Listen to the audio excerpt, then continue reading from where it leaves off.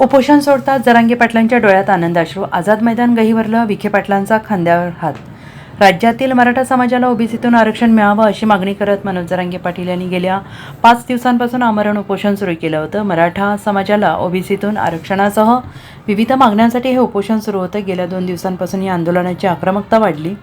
उच्च न्यायालयाने राज्य सरकारवर ताशेरे ओढले होते. गेल्या 5 दिवसांपासून राज्याचं लक्ष असलेल्या या आंदोलनाची अखेर आज सांगता झाली.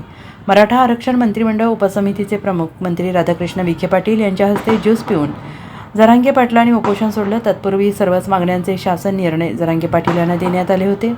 जरांगे पाटील यांच्या मागण्या मान्य करत राज्य सरकारने शासन निर्णय जारी केले. त्यानंतर आझाद मैदानात एकच जल्लोष झाला. मनोज जरांगे पाटील यांनी शासनाचे आभार मानले. मात्र आनंदोत्सव साजरा करताना पाटलांच्या डोळ्यात आनंदाश्रू तरळले. आझाद मैदानात सगळीकडे अभिजयाचा आरक्षणाचा लाभ मिळाल्याचा आणि शासन निर्णय हाती पडल्याचा आनंदोत्सव सुरू होता. मात्र त्याचवेळी जरांगे पाटलांच्या डोळ्यातून आनंदाश्रू आले. ते पाहून आझाद मैदान गहिवरल्याचं दिसून आलं. जरांगे पाटलांच्या खांद्यावर हात ठेवून राधाकृष्ण विखे पाटील यांना त्याने धीर देण्याचा प्रयत्न केला. त्यानंतर मैदानावरील स्टेजवर गणपतीची आरती करून गणपती बाप्पा मोरयाचा जयघोष झाला.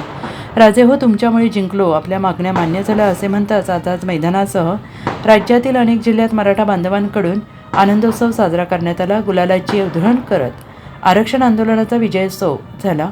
दरम्यान मराठा आणि कुणबी एकच असल्याचा शासन निर्णय काढण्यासाठी सरकारला 2 महिन्यांची मुदत देण्यात आली. उपोषण सोडल्यानंतर जरांगे पाटील यांनी मुंबईत आलेल्या सर्व आंदोलकांना गावाकडे जाण्याचे, शांततेत राहण्याचे आवाहन केले आहे. Bureau report, SBN Marathi, Mumbai.